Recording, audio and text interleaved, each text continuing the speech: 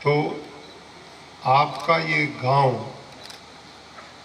भारत के इतिहास में सदा अमर गांव है, जिसने भारत के दो हिस्सों को एक करने का काम किया। कहते हैं रुक्मिणी मणिपुर की थी, आप बिल्कुल पश्चिम में रहते हैं।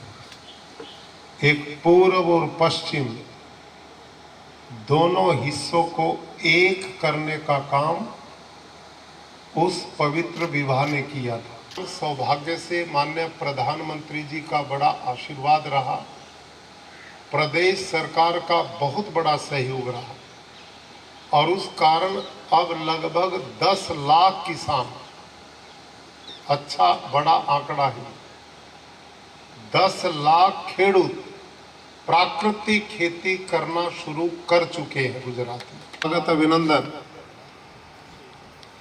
तो आप आगे जो बैठे हैं ये सब प्राकृतिक खेती करने वाले किसान जो हमारे मिशन से अगली बात,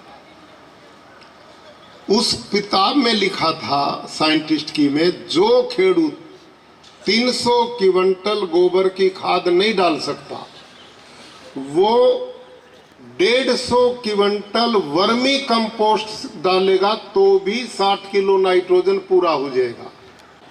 अब मेरा फिर सवाल है, 300 क्विंटल में 30 पशु चाहिए और 150 क्विंटल में कितने चाहिए?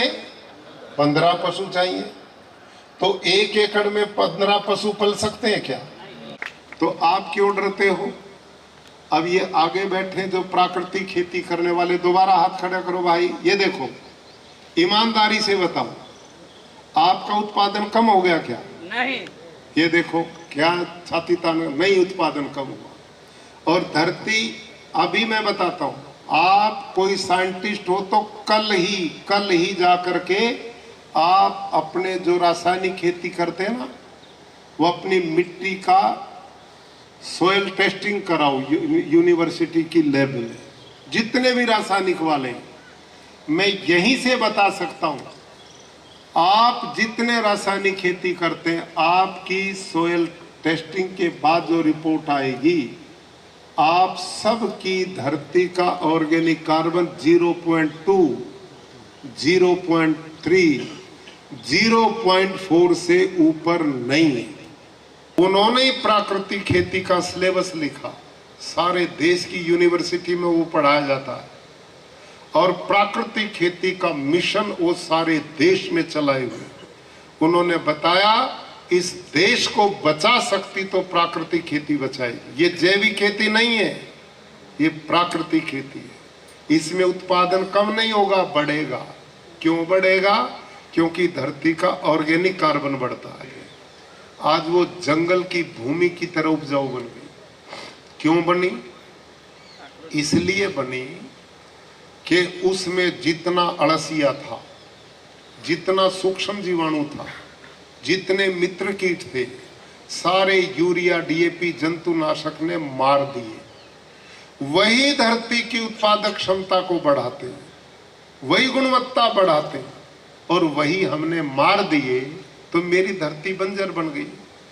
मैंने दोबारा उन जीवाणुओं को बढ़ा दिया, वो इतने मैंने बढ़ा दिए, और मैंने नहीं बढ़ाए, प्रकृति बढ़ाती, अपने आप बढ़ते, वो ईश्वर की रचना परंपरा।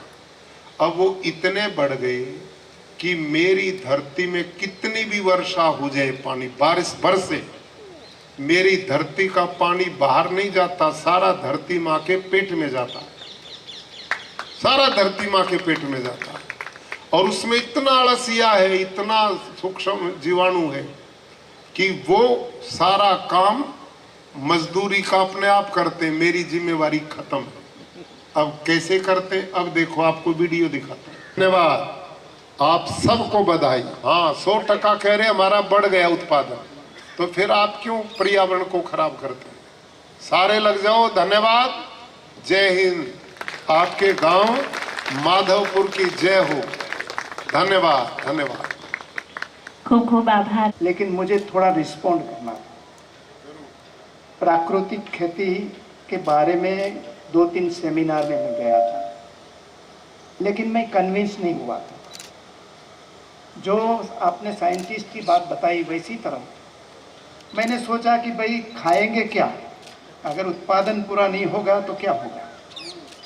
लेकिन आज मैं पूरा कन्विंस हो गया कि प्राकृतिक खेती देश को बचाने के लिए नहीं, पूरे विश्व को बचाने के लिए जरूरी है और एक दिन करना पड़ेगा, दुनिया को करना पड़ेगा, उसके सिवा कोई चारा नहीं बचा है।